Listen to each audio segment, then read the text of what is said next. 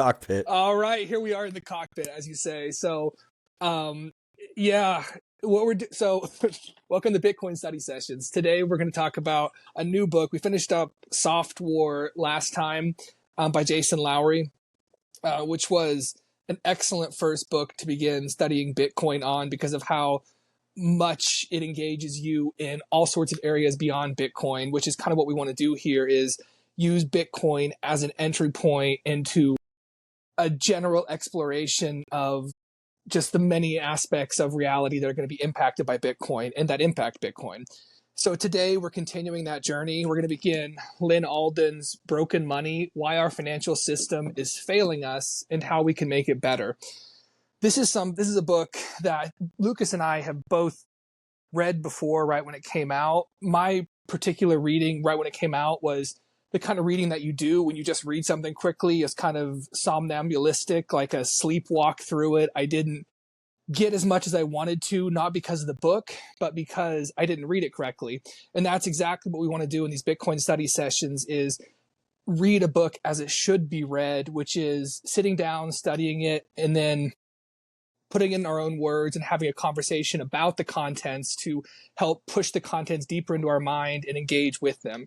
So I hope that you're doing the same if you're listening to this with Lucas and I, that maybe you have the book, maybe you're reading along, maybe you've read it before and want to, maybe you've also had a sleepwalk reading and you want to have the concepts be more present and alive in your mind. Hopefully this is a forum to do that. So again, encourage you to read along, grab a copy of the book. It's on Audible too, so you can listen to it. Today, we're going to break this apart. This Broken Money is broken into 6 parts and 30 chapters. We're going to roughly, I think, try to do 2 chapters each study session. Today, we did the introduction and chapter 1, ledgers as the foundation of money, and chapter 2, the evolution of commodities as money. So I'll do a brief summary of the introduction in the first 2 chapters, just so we have the contents present in our mind. And then Lucas and I will discuss the contents and see what of interest we can dredge up and what we can reconstruct from the reading ourselves to help us, again, thoroughly understand what is being said, because this is a phenomenal book. So the introduction kind of begins with, I would say, a quick survey of our broken monetary system. It begins internationally with other countries: Lebanon, Nigeria, Egypt, Turkey, Argentina, Brazil. These are all countries that have been deeply affected by inflation. In Lebanon, that's the anecdote that Alden begins with. She begins strikingly with a person in Lebanon robbing their own bank because they're trying to get their funds out that the bank is not letting them access. And we see, again, all these different countries, they're all racked by the same problem: a broken money system, all this inflation that's causing people to have to renegotiate their wages with their employers because what they're earning can no longer buy what it did. It's not just what you might think of as developing countries either. She has a broad survey of countries. She mentions Europe and Japan. Their sovereign bond markets from 2016 to 2021 were 0 or negative yields, which essentially means people were paying for the privilege of lending money to their own government. So this kind of, like, beginning with these anecdotes, a survey of international examples of a broken money system, and then talking about the United States, we, of course, have inflation, she notes, at a 4-decade high in 2022. We've had money creation at record rates. We have the Federal Reserve, this institution whose actions affect Americans, but also all these other countries she's mentioned, and whose actions are done by this cabal of individuals who are not democratically accountable. So we have all these countries, again, 160 different currencies, many of them double-digit inflation or hyperinflation.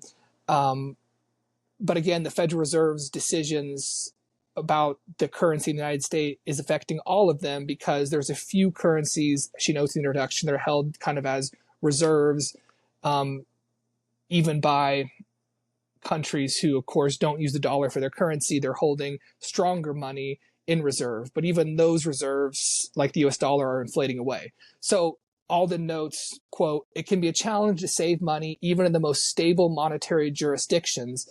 as if someone happens, and if someone happens to be born in the wrong quote unquote jurisdiction, it's an incredible uphill battle. So stepping back then, if our monetary system is broken in this way worldwide, how did we arrive at this? So Alden notes that history shows three reasons why global financial orders historically have tended to fall apart: economic imbalances, geopolitical realignments, and new technologies. And this book is going to focus on the last of those, new technology, as a reason why global financial orders and the current order we have tends to fall apart.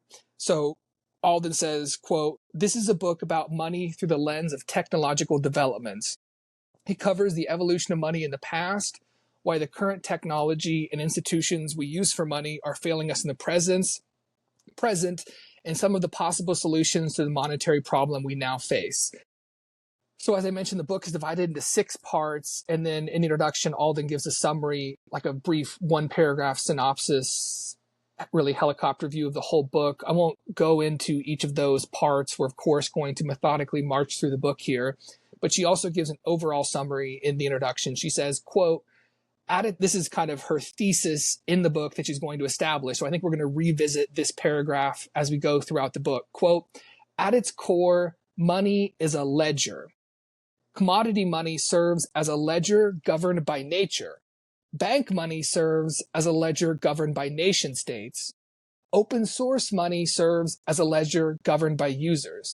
As the book explores, the evolution of technology changes the prevailing power structures and incentives surrounding money from era to era." So again, this is a book about technology's impact on the monetary system.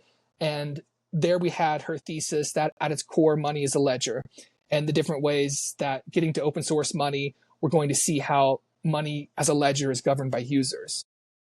So it's almost criminal to read that paragraph, because that packs in obviously everything the book is going to be about. And we're going to spend the next few weeks, and if you read along, you're also going to see this as the chapters develop. We're going to unpack that paragraph, in which there's a lot of information, a lot of claims. So again, we'll hopefully return to this paragraph. 2 more interesting points in the introduction before we move to chapter 1. First, Alden says, this is not a banking, a Bitcoin, or a political book. This is an exploration of monetary technology. So part 5 of the book is, I think, largely about Bitcoin, but I think it's interesting that up front she says it's not a Bitcoin book. She's not going to pigeonhole herself. And so this is a wider exploration. And 2, related to that, Alden notes she is taking a systems engineering approach to analyzing the global financial systems. Systems engineering being a multidisciplinary field focused on design, integration, operation, and maintenance of complex systems over their life cycle. So here we have the complex system, which is the global financial system. And here we have a systems engineer Alden looking at the life cycle of that. And again, talking about how new technology tends to cause a decline of global financial orders. So that's the introduction. Chapter 1 then, ledgers as the foundation of money. Money begins as a ledger, Alden notes. And what is a ledger? A ledger is a summary of transactions that is used to keep track of who owns what. It's that simple. It's a list saying that you own this resource, I own that resource. She notes even that like the first written example of this are Sumerian clay tablets that just had a picture of a commodity and like a dot next to it, noting how much of it there was, presumably in the possession of a certain person or entity. But there goes further back than that. There were even ledgers before writing. There were ledgers that are that are conveyed orally and just held in memory. They're not written on a clay tablet. They precede writing. So these were like systems of kind of, you'd imagine, ledgers like this precede what we think of as money and also precede writing. They're systems of memorializing swapped favors. They're systems of credit.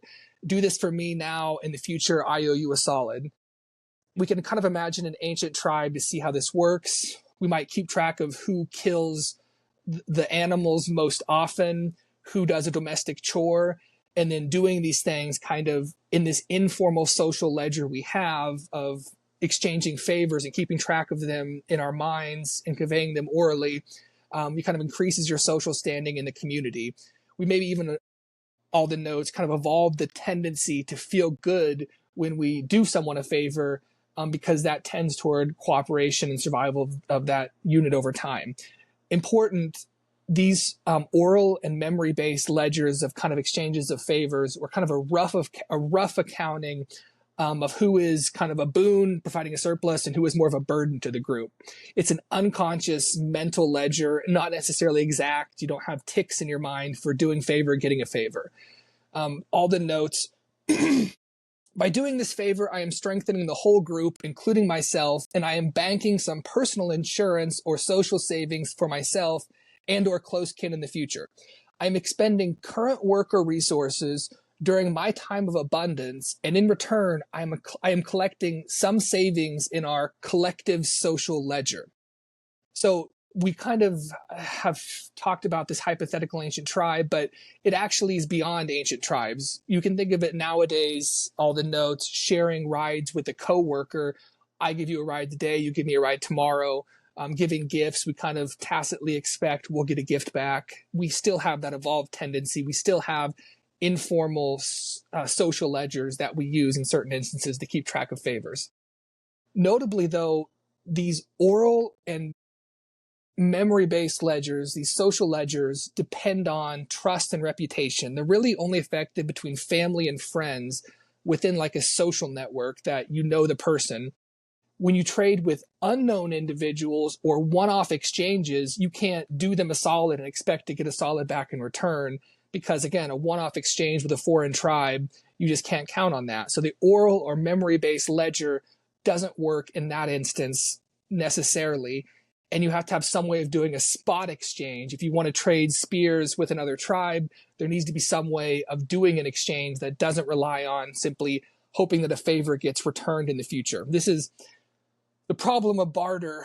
Alden notes that it raises the problem of barter rather once you have these spot exchanges, because it requires a double coincidence of wants, which just means that the other person or tribe needs to want something that you have and are willing to give, and you need to want something that they have and are willing to part with.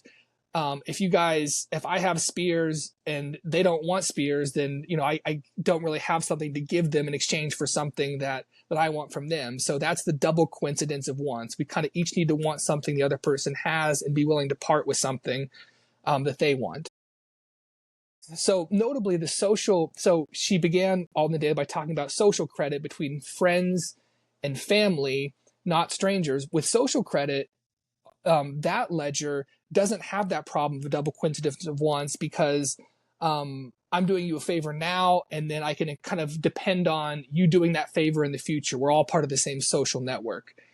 But now that we have barter exchanges with other tribes, with strangers, we're going to need something to solve this problem of the double coincidence of wants, and that's what forms of money do. An item that is always in demand, so that if I want to get spears from another tribe, but they don't want any of the goods I have, maybe they would accept the money because it's something that's always desirable, and later on they would exchange that money for something they do want. So then she talks historically about these early forms of money, shells and beads being a very prime example, to see what it takes to arrive at this thing that might be universally wanted and used as a form of exchange when we don't have goods to barter that the other person wants. Shells and beads, they have the quality of being durable. You can move them through time. Food, something like food decays. Shells and beads don't. They're durable. They're also portable. You can move them through space. The tribe moves from one space to the next. You can put beads and shells on your person. They're not maybe like spurs or spears. You can't stockpile them as easily as you can shells and beads. They're also universally desirable for maybe their aesthetic value. You can wear them, they're a status symbol, and so you can expect that another tribe might want them. And finally, they're scarce. They're labor intensive to retrieve and or produce.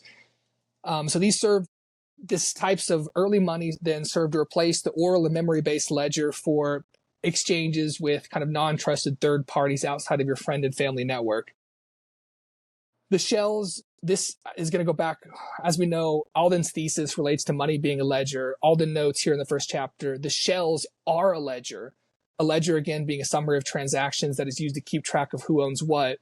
it's not a physically written down letter, but it rather is a decentralized ledger that's kind of updated by physical possession of passing the literal beads or shells back and forth, updated or maintained by nature because the physical laws of nature are what are preventing more of them from coming into existence. And so we have this, again, the passing around of shells is an unwritten but decentralized form of a ledger. In summary, so to summarize chapter 1, ledgers as the foundation of money. Money begins as a ledger, not as coins. Small groups, friends and family, don't need money because we have the social ledger that we can maintain orally through memory, and we can kind of solve the problem of barter before it even arises because we can expect a favor to be repaid later, even if I don't need something you have now when I'm doing an exchange. But the need for money arises when maybe with agriculture leading to larger group sizes, we now are associating with people beyond kin and friend, or we're encountering other strange tribes. We need to finalize one-off spot exchanges on the spot. And so money starts as, quote, nature's ledger. That leads us to chapter 2, the evolution of commodities as money. So she notes at the beginning, early money may seem foolish, right? We have these hunter-gatherer tribes. They have high infant mortality rates. They need to be like hunting and gathering, right? So why does it make sense to take time to go out, get shells, punch holes in them, string them up as beads, or polish them, do all these things you need to do to make it serve as an aesthetically valuable piece of money, when the ancient tribes have all these other, they're living, so close to the thin line between them and death or whatever. But Alden notes, good money is a resource because it makes economic interactions more efficient with non-trusted third parties. So there is a benefit to having money. It's not a luxury. Unlike barter, money provides for a common medium of exchange and a store of value. Again, the way previously noted, in which it solves the problem of the double coincidence of wants by providing something that's kind of universally wanted, and then is also portable and durable. So to facilitate this, then we need money to solve this problem, the double coincidence of wants, in order to provide a ledger of interactions between non-trusted third parties. Money should have certain characteristics. Here, Alden draws from the Austrian economics school. She mentions Karl Menger, Ludwig von Mises, and Friedrich Hayek to give characteristics of commodity money. She does note a disagreement with what she calls the credit theory, but she brackets that disagreement on the nature of money until chapter 4. So here we again have the characteristics of what she calls commodity money. And those are, one, that it's divisible into sizes that are suitable for different sizes of purchase. 2, that it's portable, it's easy to move across distance. 3, it's durable, it's preservable across time. 4, it's fungible, one unit is as good as the next. 5, it's verifiable, the seller can easily check that the money is real and not counterfeit, something like that. 6, it's scarce and that the supply does not increase too quickly. And 7, it has utility in that it's intrinsically desirable for some reason, could be consumed, used, and or has aesthetic value. These again are the characteristics of money understood as commodity money.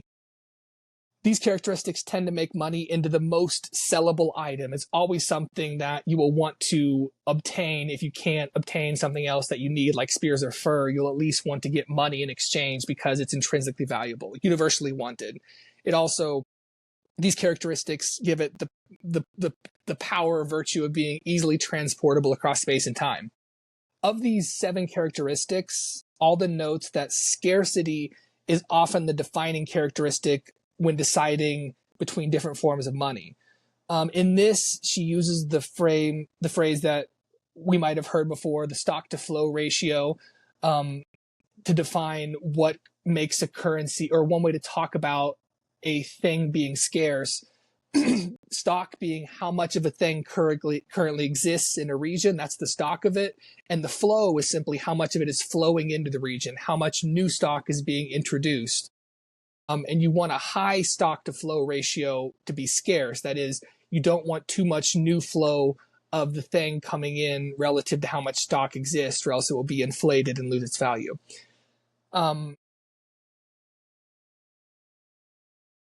stock to flow ratio is also a good way to talk about scarcity, because a defining characteristic of money, and this is an important concept, is that there is a monetary premium on a thing that begins to be considered or taken or used as money. A thing, when it is used as money, becomes more valuable because people, in addition to whatever other use it has, they also want to hold it to use it as money. That's another use. And they want to hold it for savings to transport value into the future. And so even beyond the intended use of an item, which might be ascribed some value, there's a monetary premium, more value given to that thing because it's used, it has these monetary characteristics.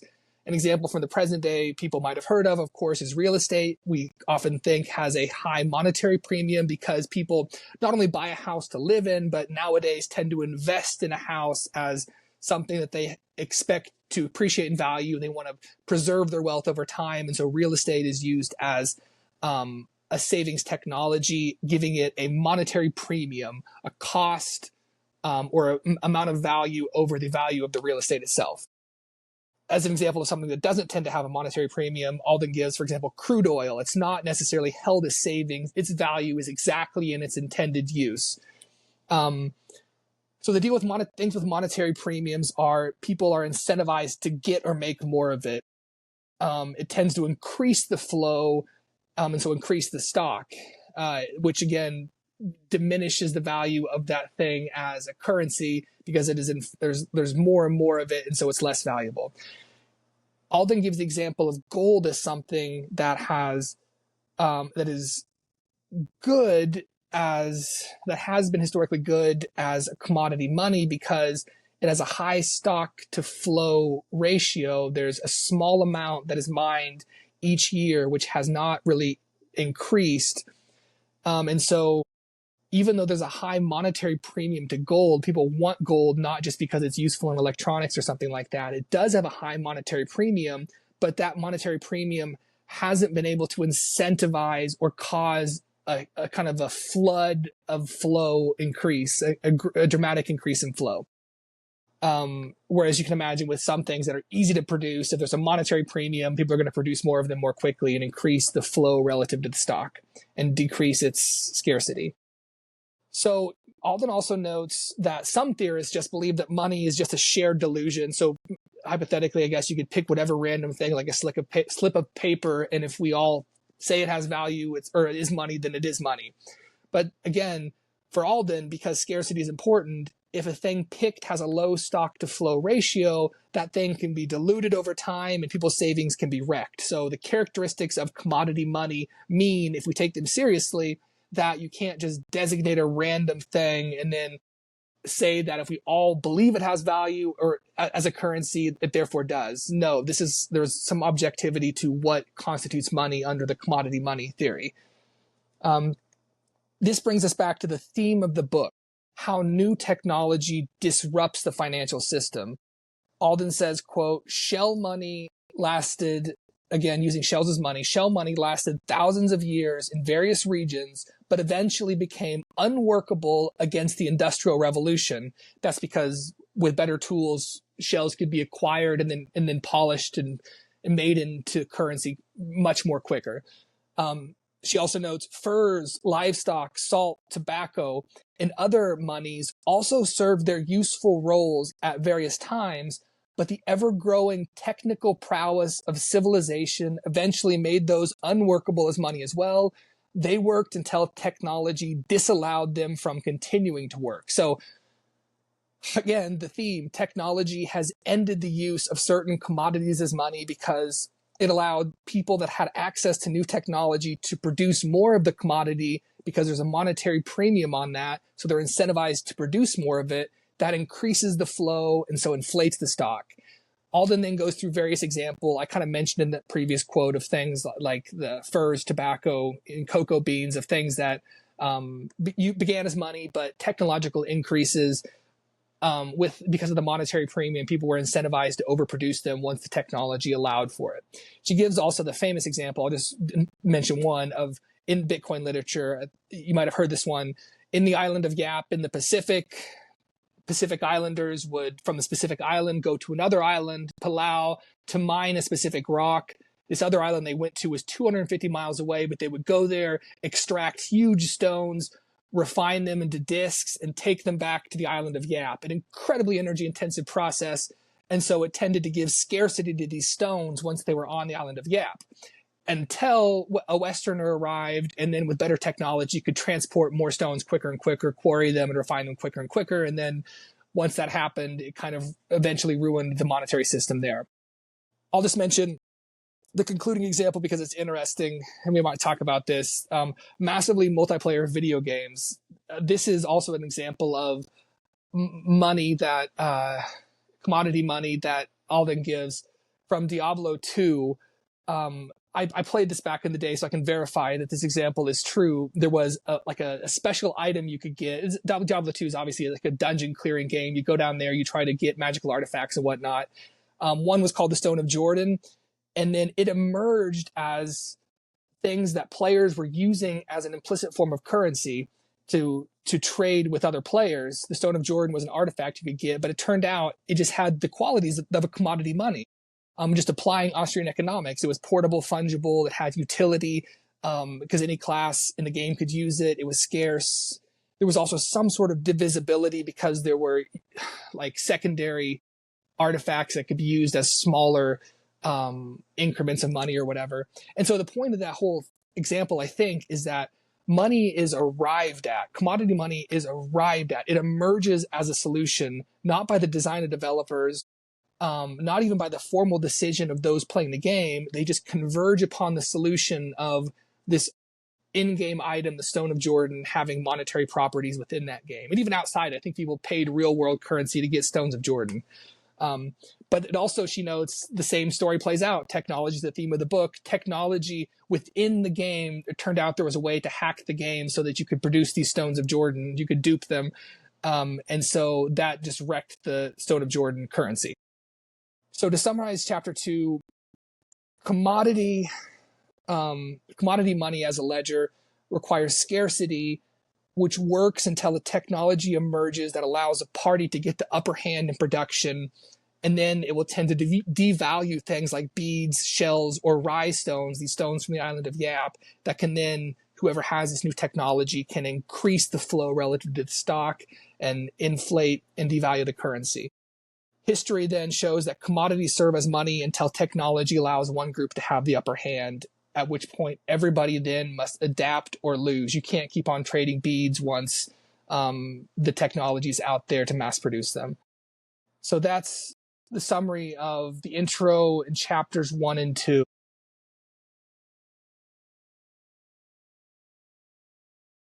And so, Lucas, what do you think?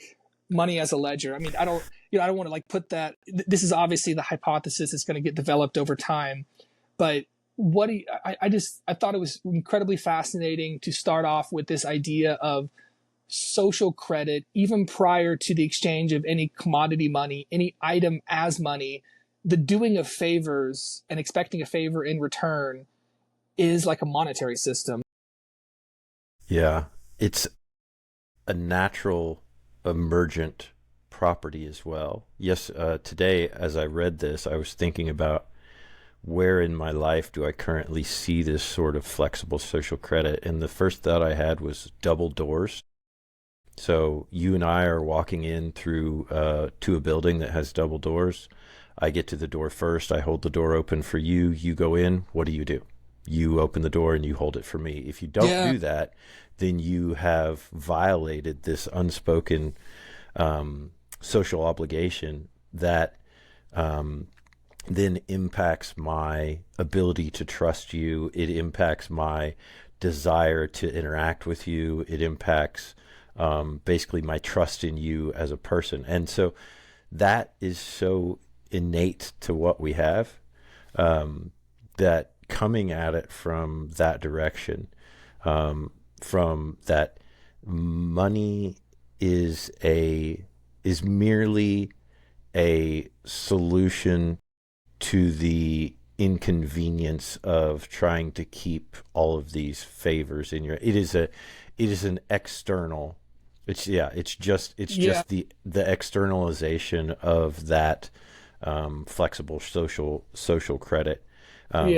but not That's necessarily just an inconvenience, because it's also the impossibility of expecting the return of a favor from a non-trusted third party, a foreign tribe, a stranger. that's right. Yeah, because without that, then you obviate the um, occurrence of spot interactions, like you mentioned before. It's like, this is the only time that I'm ever going to see this person. I can't take a favor from them, and but I still want to do business with them. They still have Yeah, something that I want, and so we've got this issue with this double coincidence of wants that has to be recognized. I thought one of the things that Alden does is she frames money as a good that is the most saleable good, which is yeah, basically just to say that money is the good that everybody wants. And I think it's really important for people when they start, especially when they start getting involved in Bitcoin, to start viewing the world in terms of selling dollars to buy things, because we don't ever really think we typically think of dollars, or we typically think of yeah. money as the thing we use to buy something, or the Hmm. thing we get in exchange for selling something. But it's equally the other side of those things, where when you go buy a Coke, what you're doing is you are selling $3 Right. for a Coke, Yeah, and you're buying that Coke. And when you sell a used car, what you're doing is you're buying $5,000 and you're selling the used car. yeah. So I think it's important to think of it that way, because then it kind of takes away this money mystique. Where Uh-huh. if you just treat it like a good, and you place it on top of the heap in terms of this is the most saleable good, this is the good that just it's not even that everybody wants it, it's that everybody accepts it. Like in investing, the term is cash and trash. You don't want cash. You want money so that you can buy things with it, but the only reason to have it is to get rid of it in a lot of instances. and Yeah. and that obviously that exists because we do have this problem with any sort of money that we've ever come up with, sans Bitcoin, has been one that once there's a monetary premium placed Hmm. upon that, then hard work and technology and voodoo and whatever is going to be used in order to extract that monetary premium. Alden does a really good job, by the way, of noting this, how anytime there is a monetary premium that's placed upon something, technology not only extracts that monetary premium, but it basically destroys that whole system. And thinking about that, so you brought up the real estate example, Hmm. and I've been thinking about this in terms of real estate too, because um, your average starter home in the United States right now is like $420,000, and you can buy a tiny home from China that's like a luxury tiny home for 6 grand. You can buy a tiny home off First Amazon. time I've heard luxury tiny home. I like that Yeah, phrase though. you can buy one off Amazon for like Yeah. 12 grand. And the reason being is that technology has come in, and using modular offsite automated design, they've been able to just slap this together, make it very high quality, and then send it to you. And there's another example of they have these inflatable things that they blow them up, they put rebar over them, and then they spray concrete over them, and then um, you have a dome concrete house that's done in a day instead of a year or 18 months. And so I find that really fascinating, Yeah. how technology comes in and just sucks all of the monetary premium out. And the thing is, like, people try really hard. Like, there's still people trying to convert lead into gold. Like, there's still people trying to figure out alchemy. It would Yeah. be worth it would be I would well, up until Bitcoin came around, it would have been worth it for them to do that. Yeah. You know, I mean, I have like a fantastical conception of science. So I just hear a word like nanotechnology and I assume that there's some potential alchemical process that can eventually come from the ability to manipulate atoms. And so I'm not, of course, saying that's coming down the pipeline, but conceptually that seems possible. And with a monetary premium over gold, it's incentivized to come up with some sort of process like that. And then, as Alden notes, once the new technology is out of the bag, whoever has it first devalues the money, sucks the monetary premium out of it, benefits from it, replaces everybody else's goods with an inflated currency that is rapidly losing all value at all. Yeah. Yeah. One of the other things that I wanted to talk about, kind of bring up, was this concept of scarcity. And in the book and in a lot of writings about money in the past, we talk about how this is scarce and therefore it became money. And I do think that we need to caveat all of those things now by saying that they were relatively scarce and simply happened to be more scarce than whatever the money before was, because now we actually have an absolute, like, we have an absolute scarcity with Bitcoin. And so there is a difference. And the difference is that Bitcoin, or sorry, is that like gold is more similar to mosquitoes or bacteria in terms of scarcity than it is to Bitcoin, because the difference between something that cannot be replicated and the thing that you can make 1.5% more of per Right. year Yeah. is that's an uncrossable chasm.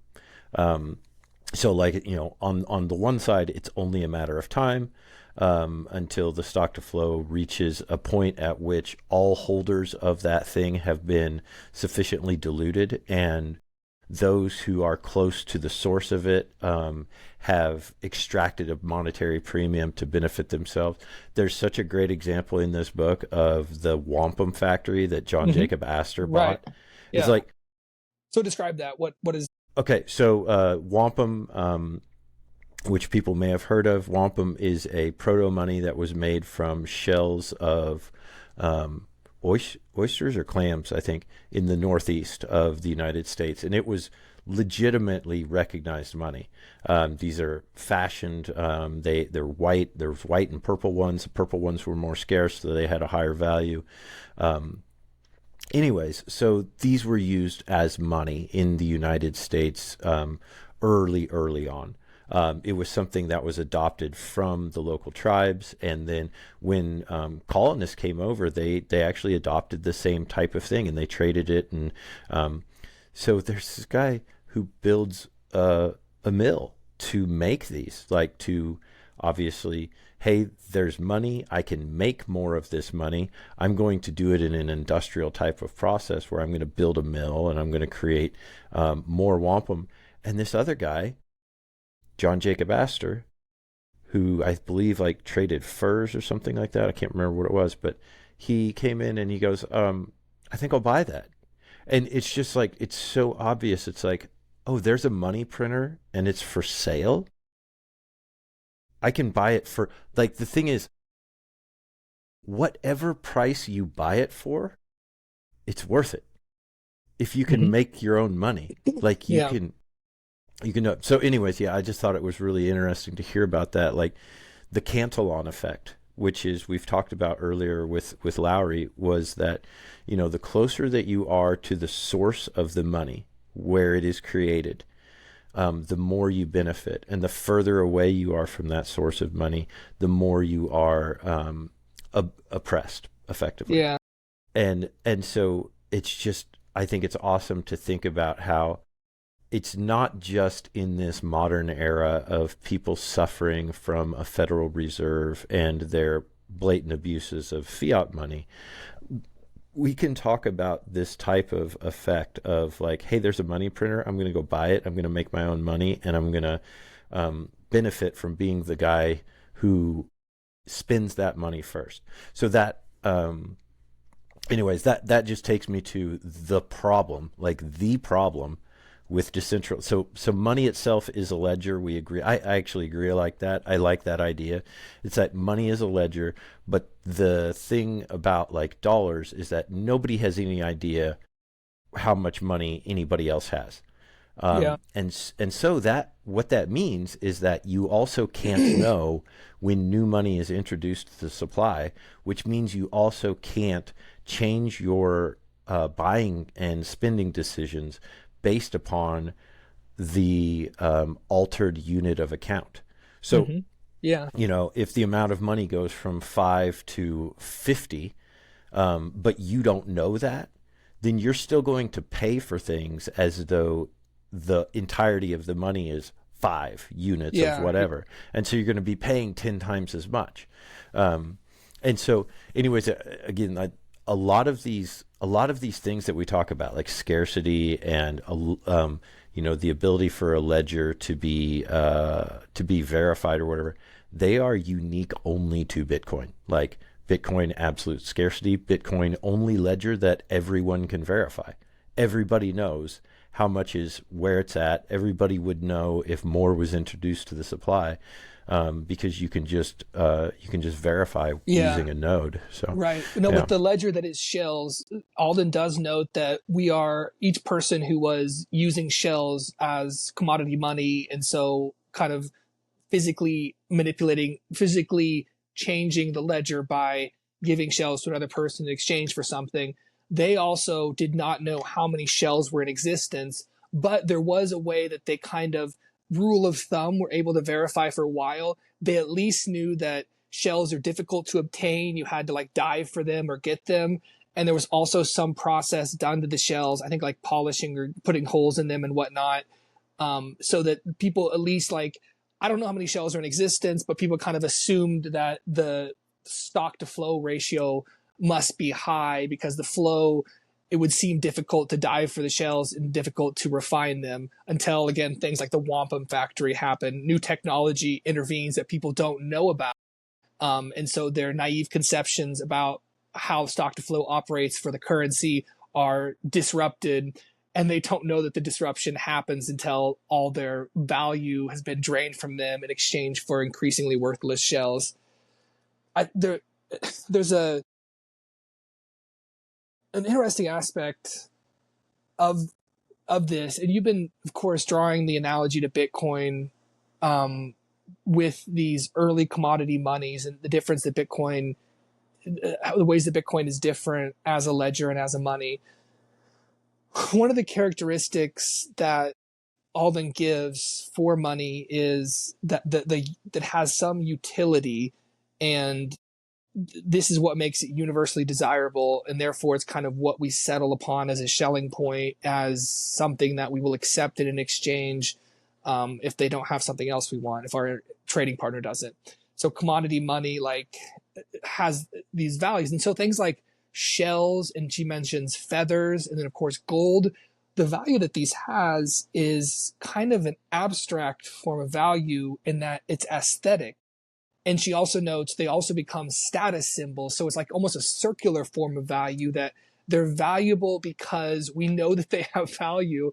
And so if a person is bedecked in beads and feathers, it is like, it signifies abundance. It's a circular form of like abstract value that is the utility of it, because if I get those, then I can signify that I'm valuable too. And so I thought that was really interesting. I mean, like commodity money, like tobacco, we know that the utility is you can smoke it, but things like shells and gold, feathers, the utility begins to be abstracted in a sense, in that aesthetics is like a human description of value that is not related to consuming it or producing a further thing, in the same way that like indicating status is also, I and I'm referring to it as an abstracted form of value, but it's maybe more accurate to just say it's a value specific to human culture, and sociality. So, I mean, what did you think about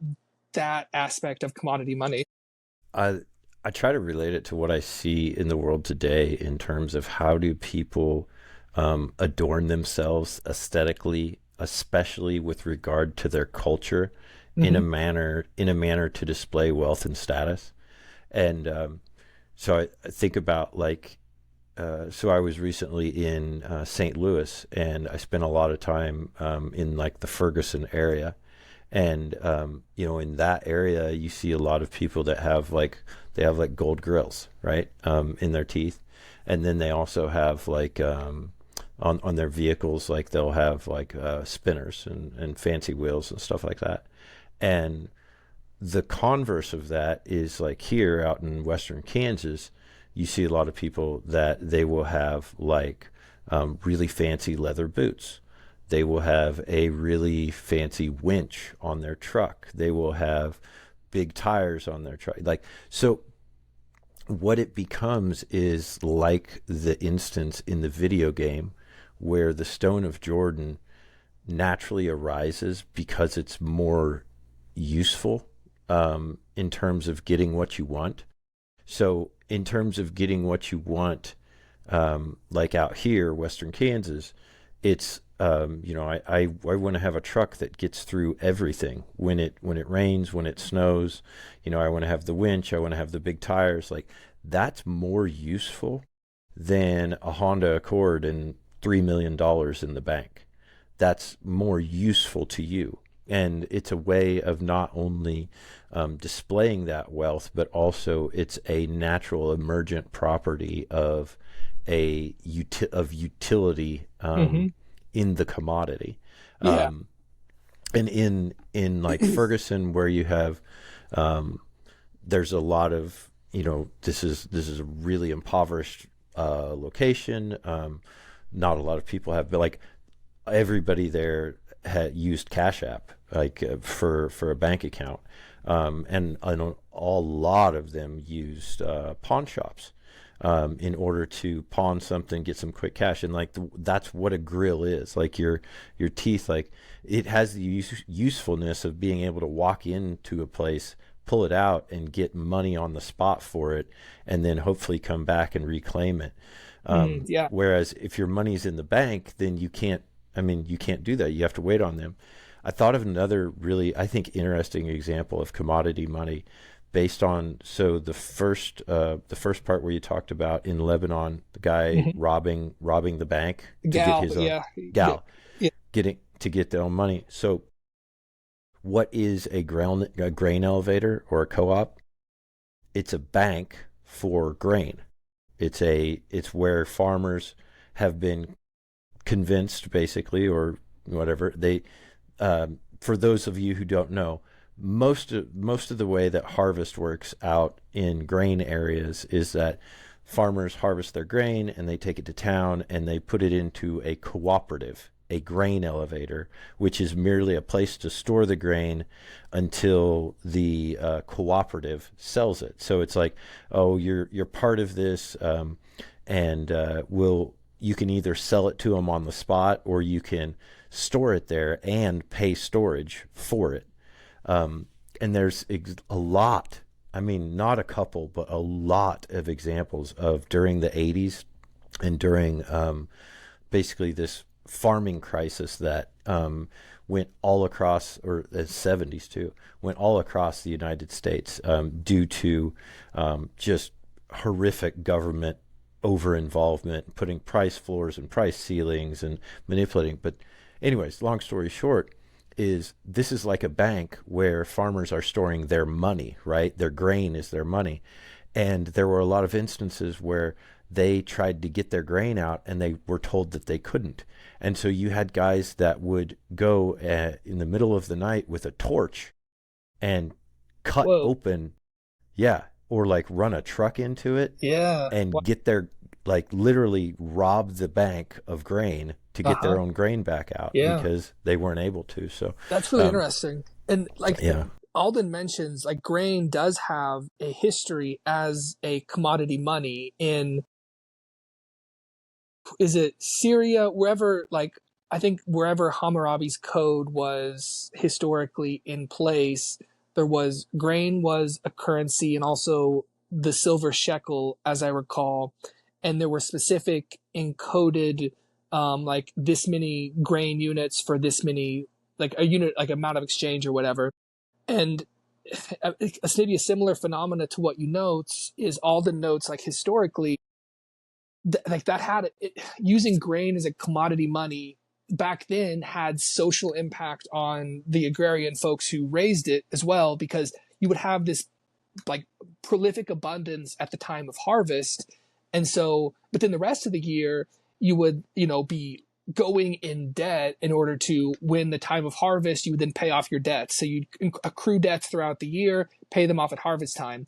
This then made it so that if there was a failed harvest, prior to insurance and all that, people became literal debt slaves. They had no way to repay these debts. And so like this led to the development of elaborate kind of administrative structures to deal with this, where kings, Alden notes, would periodically do, there's a word for it, like debt.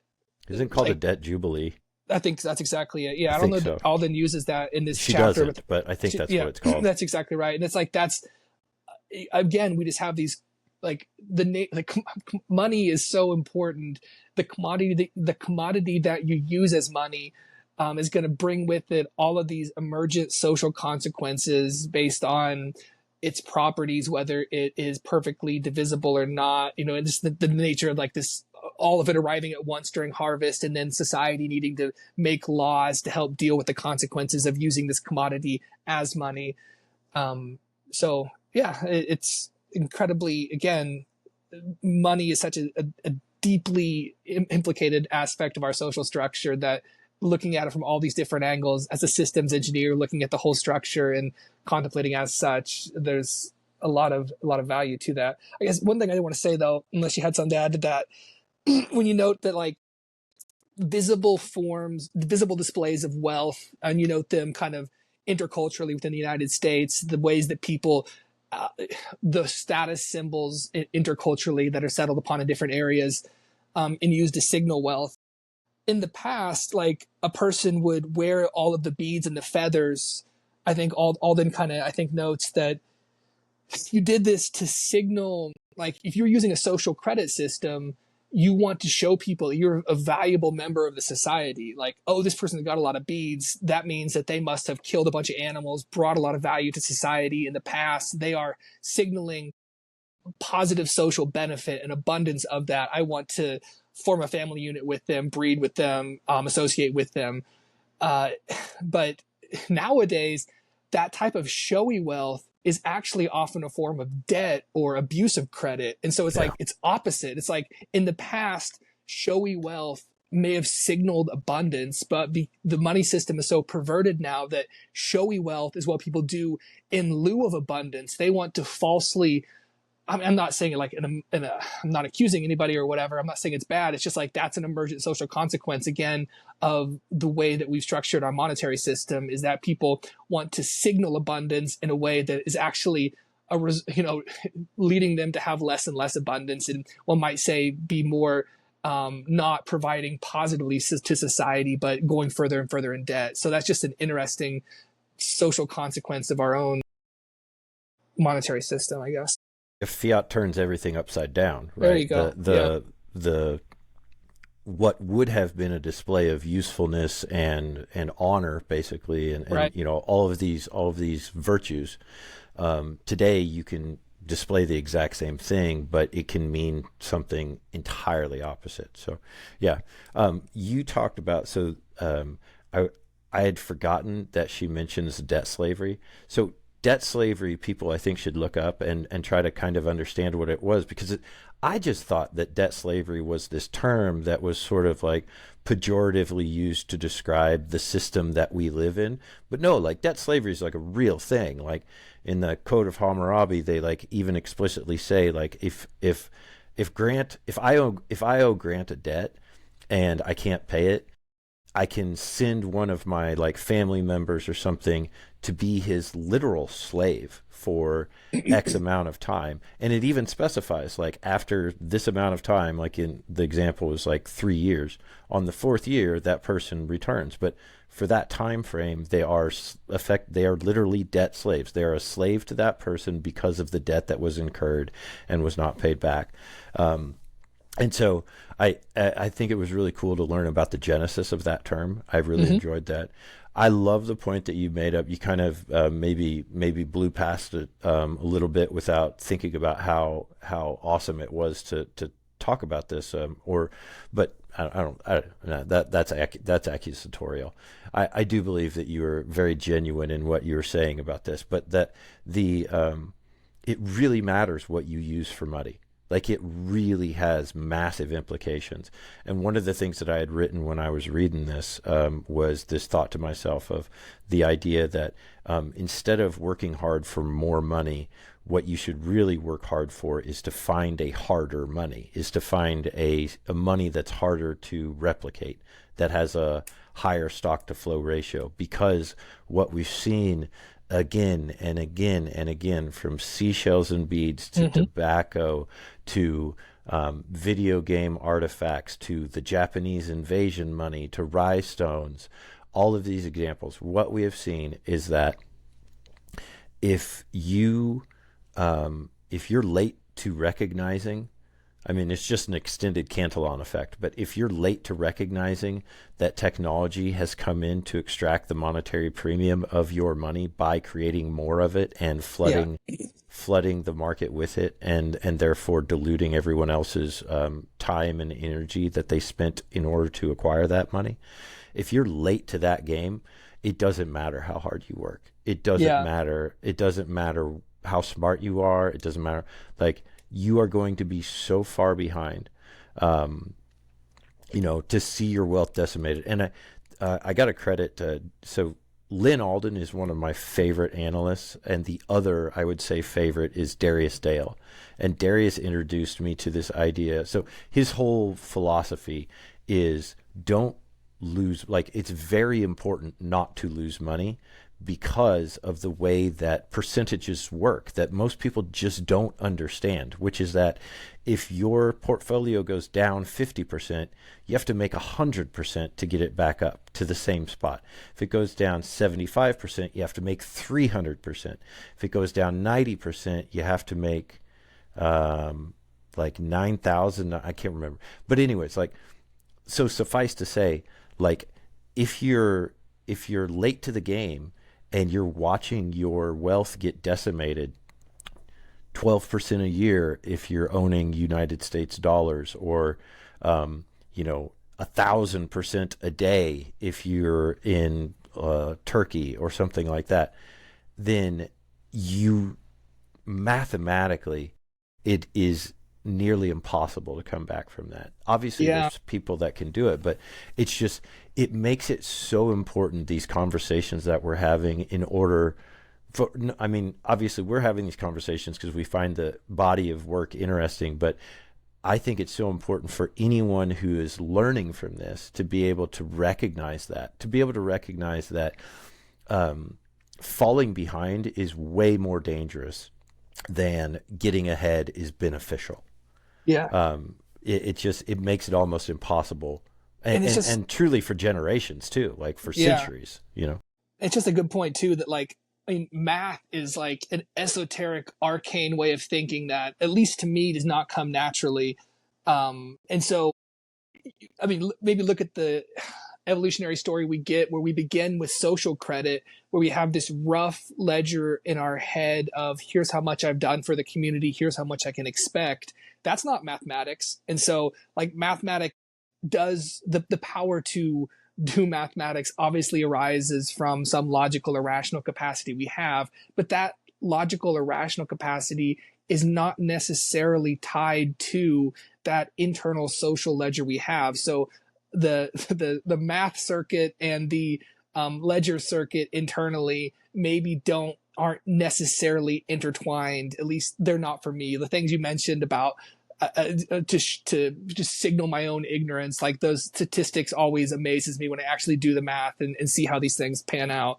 And so that's one way in which like even the most simplistic seeming discussion about mathematics can help people make be more financially wise or whatever, and understand the nature of money. But I guess this is maybe a related point that I wanted. I don't come away from this chapter though thinking that like ancient tribes, early people are ignorant. Like, the people that were using shells were using it because that organically emerged as like the shelling point in this incredibly complex societal context, where you had different tribes, maybe even spoke different languages. And so like what they the like arriving at money was in one way a way to obviate violence, because you don't then necessarily, if you can't barter with someone, maybe you take that thing. And so like shell beads are a brilliant, like Alden mentions this, that shell beads are perhaps in Africa the first savings technology humanity came up with, because they're a portable sort of value that can be traded away, portable and durable. Portable, you can move them through space; durable, you can move value through time. And like, this is a book about technology. Shells are a technology. They are a monetary technology. In the history of man, we have fire, we have the wheel, we have shell beads as a brilliant emergent solution, a piece of technology that humanity innovated through necessity or whatever way. And so I look at this and I see the demise of all these other monetary systems, but it's not because the people were foolish. And so don't think that, oh, I'm not foolish. Nowadays I can see, have humility, I think, is one of the lessons of seeing how technology, new forms of it, sneak up on people who are too complacent, just naturally and not accusatorily or whatever, about the systems that they use. Yeah, you bring up a good point in that. I mean that. So really, if you want to compare, if you want to evaluate money based on its stock to flow, then those beads were a hell of a lot better money than fiat. Like Yeah, so those tribes thousands of years ago were using a far superior form of money to what we have. It's that's just pretty true. good. Like it absolutely is. Yeah, Um, there's a couple things I'm going to hit on here, so let's see how I can do getting them out. First off, great point about how um, trade obviates the need for violence, and this is something that we learned from Jason Lowry in his thesis, was the benefit to cost ratio. So you and I meet, and it looks like I might be able to surprise you and ambush you, but you're a bigger guy, you're a stronger guy. My chances of being able to take you out and take the furs off your back, I'm going to guess that they're pretty low. But they're definite. I have a non-zero chance of winning, and I definitely have a non-zero chance of losing. But if we have something that we can pass between us, then I can then make that presumption of like, well, I have a 50% chance of dying if I attack this guy to get his furs. I have a 100% chance of living if I trade with this guy to get his furs, and all I have to give up is this, these spears that I spent 3 days making. So, okay, so now what I'm doing is I'm making a decision where I value my life more than I do the 3 days that it took me to do that work. And it's really cool because it does decrease violence. yeah, yeah. And you could also say money could increase violence if it's bad. Then, right? Money is a way Yeah, that if it's whoa. not, Well, 1,000%. I listened to an episode of What Is Money today on the Breedlove Show, and he had this guy, Chris Sullivan was his name, and he was talking about how you can link every single war from the Battle of Waterloo, which was in the 1800s. Every single war after that has been what he calls a banker's war, where like World War One began like a year to the day after the Federal Reserve was created, and Kennedy, 2 months before he died or before he was killed, Kennedy had signed into effect an executive order like 111105 or so, I don't know what it was, but an executive order effectively taking money creation powers away from the Fed and putting it in the Treasury, where they were issuing silver certificates. And 2 months later, he is assassinated, and then we go to war. yeah, And it's just over and over and over and over and over. So it just, I think that there's a lot of truth to that. yeah, I don't think that you have to be wearing I don't think you have to be wearing a tinfoil hat to look at it and say, well, the bankers are really rich and they stay rich throughout the centuries. And one of the things that they benefit most from is war, because they get to finance and they make their money off of financing, which is credit, right? Which is expanding. The way it works is the Fed creates $1 trillion and they sell it. They create $1 trillion worth of bonds and they go sell them to somebody, or in today's case, they buy them back themselves because nobody wants to buy our bonds. And then they take that $1 trillion and they place it into the account of one of the 12 anointed reserve banks around the United States that then is able to create more money out of that, $10 trillion, because you have lending limits that allow you to loan higher than the amount of reserves that you have. And so and we saw examples of this with Lowry's thesis too, where Henry Ford's, he buys a $30 million dam with the hope of creating an electric money because he realizes that gold causes wars because it requires somebody to centralize it, and then they can then loan against that centralization and live off of that continual debasement. So yeah, I wanted to point out, I remember I had learned this stat a couple years ago and I just updated it today. So I want to bring this back again to talking about why I think Bitcoin is so important, which is that we do not have a clear pricing signal in the world today. And the way that we know that we don't have a clear pricing signal is we don't have a constant unit of account. Yes, the United States dollar is very popular across the world, but we have 160 odd currencies or whatever, and those are traded every single day Yeah. in the Forex market. Mm-hmm. And you want to guess? So I'll give you, so the size of the United States debt is around like 35, 36 trillion dollars. How much do you guess is the daily volume of money traded for money, the Forex market? What would you guess at the $35 trillion of debt in the United States? How much would you guess is the daily volume traded? I already said numbers don't even make sense to Yeah, me. that's I've a good already point. proclaimed. Yeah, so it's You'd be like gonna 11, 11 beyond Yeah, 100, beyond the number of friends of my fingers of myself and my friends. Then I can't go there. I do not go. So at least it does. So it's 7.5. It's 7.5 yeah, trillion dollars a that's day. incredible. That's Seven incredible. point. So what that and by the way, so what's important about that number is that to me is that means that let's just say that 3% of that, which it's probably closer to about 7, but let's just say that 3% of that is commission to the people that are making the trades. That's $210 billion a day of value that is literally just extracted and put into the pocket of the people that have the access to that. Yeah, And that, I mean, that's an unbelievable, like, so I mean, we're talking like we're complaining about how there is $1 trillion of debt being added every 100 days, right? And rightfully so. But there's $1 trillion worth of value being stolen through the manipulation of currencies every 5 days. yeah, Like so 20 times faster.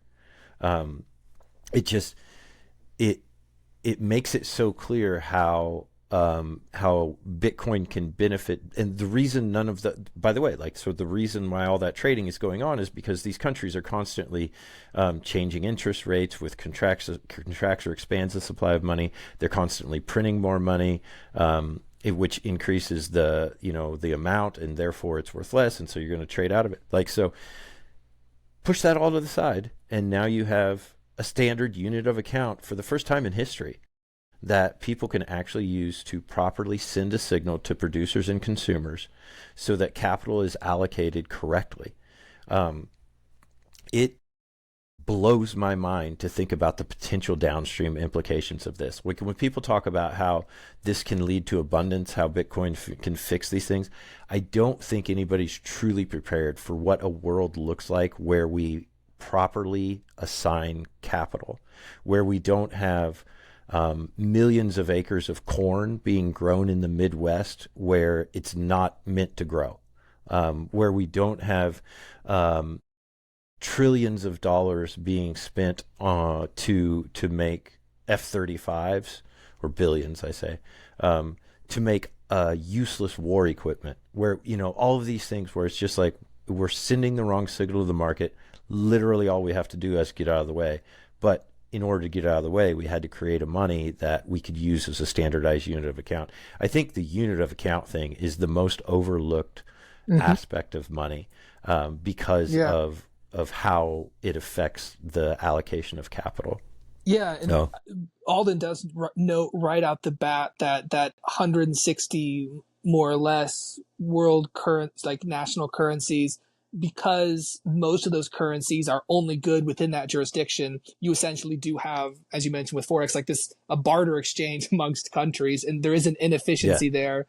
And just beginning chapter two, like this is a perennial human problem. It's a problem now. It was a problem for early hunters and gatherers who needed a way to get past barter.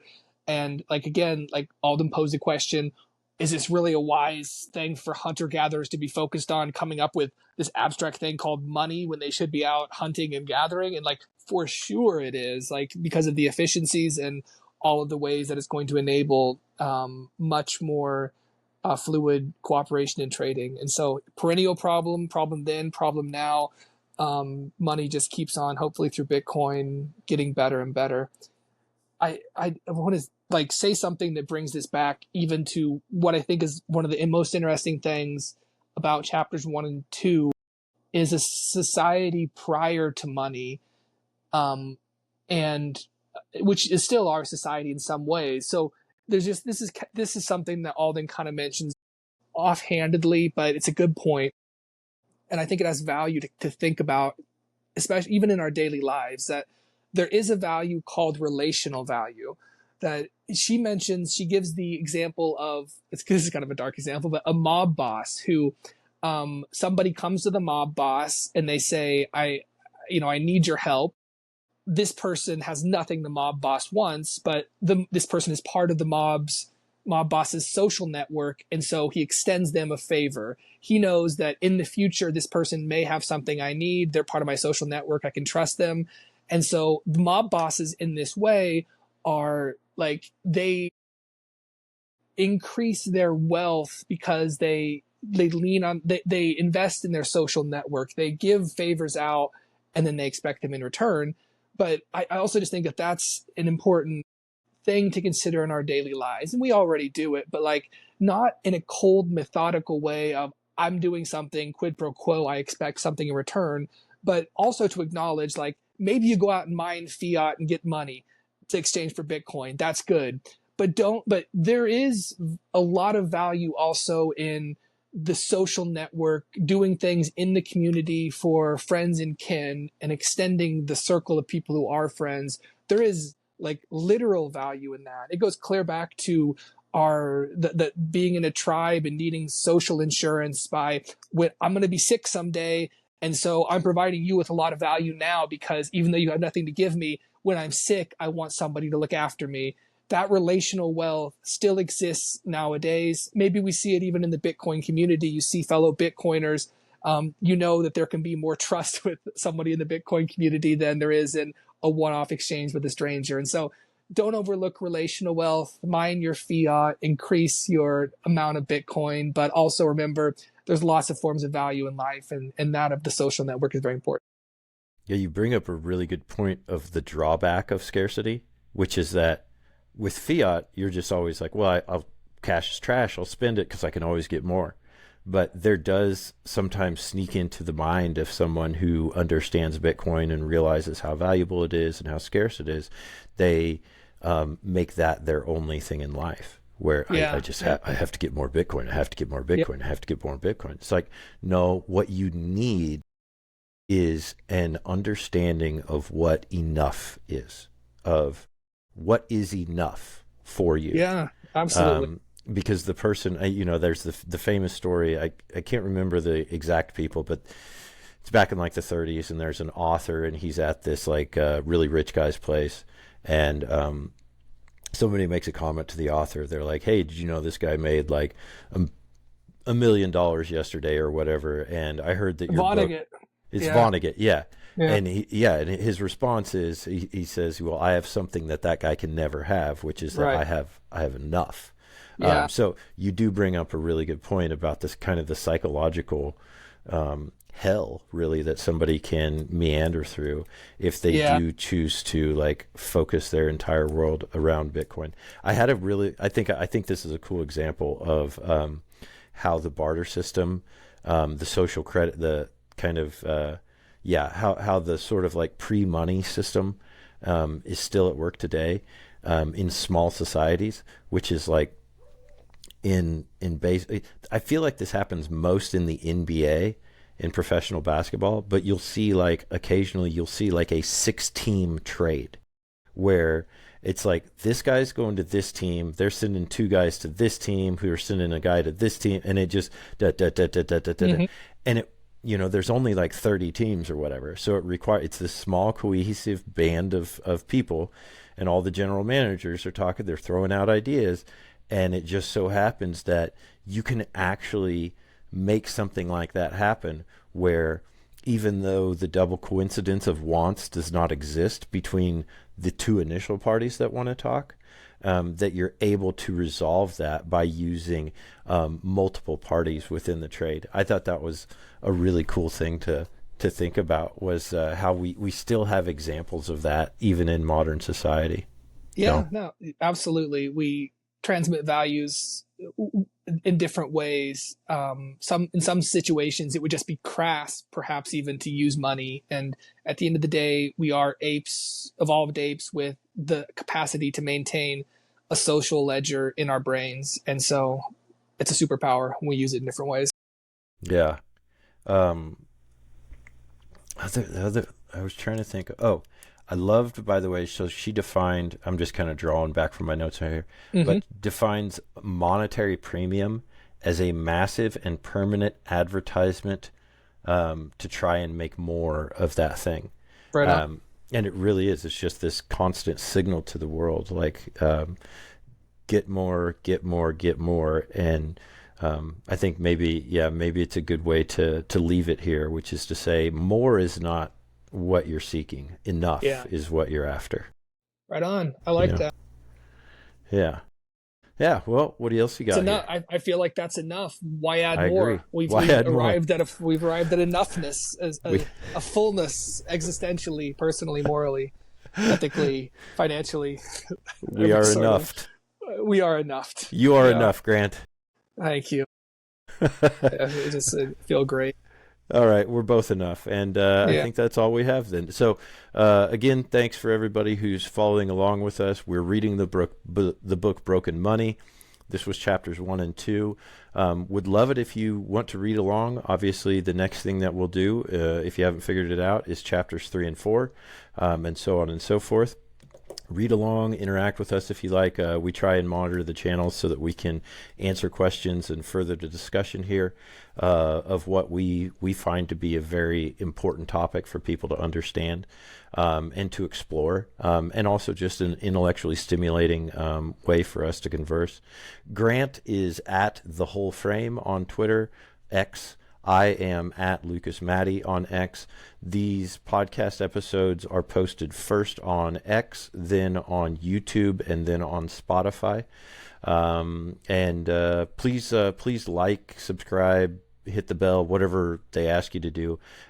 It's really cool just to see people kind of gathering around this and wanting to support something like this where we get to explore really cool ideas and have really good discussions. So anyways, on that was more than enough. And so we are out, and we will see you guys very soon. See ya. Right on. Thanks, Lucas. Appreciate it. Thanks, Grant.